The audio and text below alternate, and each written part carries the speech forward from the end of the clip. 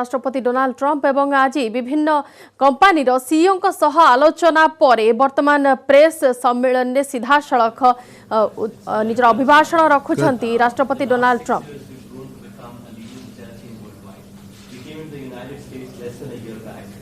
Our aspiration was across the US there are lots of small hotels which can do with better technology, better investments, run by various communities across the country. In the last 8 months, every day we've opened one hotel in the United States. We now manage over 330 hotels, invested over $300 million in the US. But over the couple of years going forward, we expect to invest another $2 billion in the United States. We brought close to 8,000 jobs. And we're signing a pledge with Ivanka soon that will bring hundreds of thousands of more jobs to That's fantastic. Across Texas, Louisiana, North Dakota, and so on. Is that where you invest, those areas? That's where you put. Across the United States, but these are the states where we are the most. So how many hotels do you have right now then? 313. That's fantastic. But worldwide over 40,000. That is really great. I actually know of your company. Not such a small company, by the way. Good job. Thank you very much. Please. Yes, okay. Well, we'll do one and one, okay? Go ahead.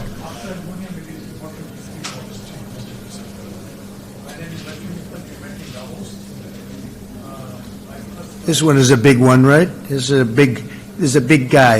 This is a big player. Go ahead. I know him very well. I've seen him on enough covers. I should know him, right? Go ahead. How's it going? Thank you, Mr. President.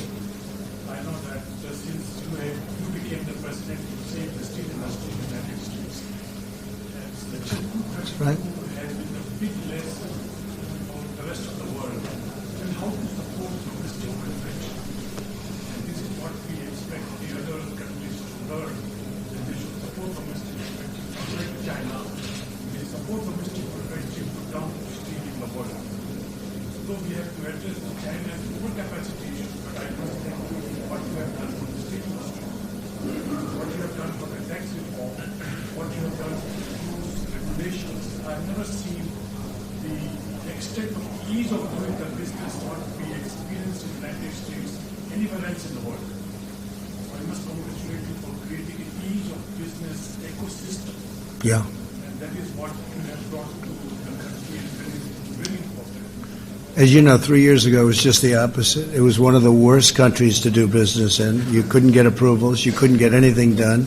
You were sued on for environmental reasons, not because of the environment, just because it was a way of stopping a project that would produce jobs.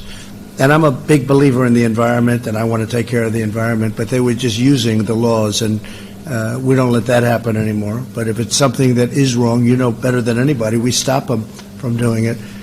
But you've done an incredible job, and the steel industry was dead in our country. And there are certain industries you can do without, to be honest with you. There are certain industries we can name a lot of them, but steel you need from a military, and aluminum you need. You got to have the aluminum, but steel you need probably more than anything else. You have to have it, and the job you've done is incredible. Biggest in the world by far. The job you've done is incredible. We are going to announce about $1 billion investment in Alabama State. Good. That's a great place. Good. Well, you let me know. I'll be there for the groundbreaking. No, that's a great. I know you're I know you're looking at Alabama, right? I know. I had heard that. That's great. That's a big plant, and that's going to be the super efficient, super modern. That's going to be a showcase, I hear. Company CEO को सब बैठक पर Trump को press meet आपण सीधा प्रसारण देखुथिले। वर्तमान Bharat America संपर्क को नहीं भारतर वैदेशिक सचिव एक प्रेस मीट सूचना देउछंती। सीधा प्रसारण में देखौछु। The envoy is visiting Jammu and Kashmir, including Ambassador Ken Juster of the United States. The sense is that the focus is now on development, how to attract more tourism to the state, and that things were leading up in the right direction. There was appreciation for the fact that a great deal had been done in terms of moving in that way. Coming to Manish's question on the Blue Dot initiative, this matter was raised, and I think the Blue Dot was proposed as an initiative that the G7 plus Australia has put out.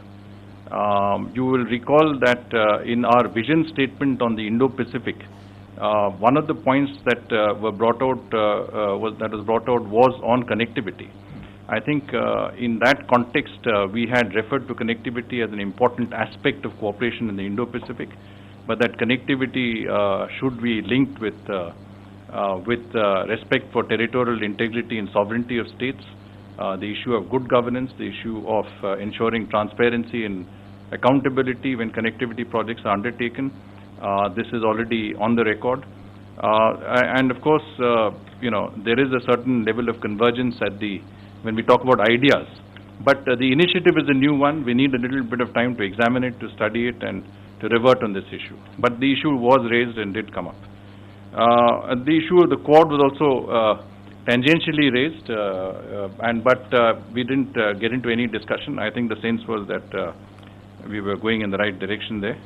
The question of Westinghouse, has not been discussed at the level of principles, but was discussed at the official level. I think we have here a sense that discussions between Westinghouse and NPCIL are ongoing. That the National Power Industries Corporation Limited is ongoing, and both companies are, I think, confident of reaching some sort of a conclusion on the aspects of the discussions that are being undertaken. I think we expect some outcomes soon, but this is at a commercial realm and certainly will continue in that direction. Thank you. I'll take the next round of 3 questions. You have a question? Yeah.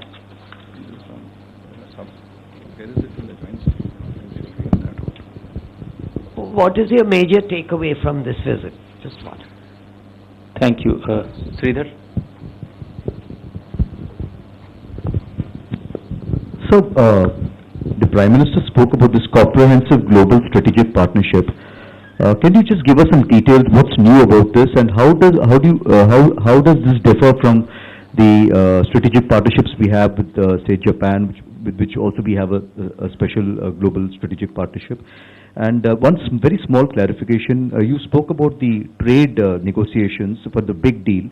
Can you just clarify whether it is yet to begin, or it is because I think as far as the PM said that both sides had agreed to start the negotiations for a big agreement. So is it already begun, or is it yet to begin? Can you just give us some clarity on that?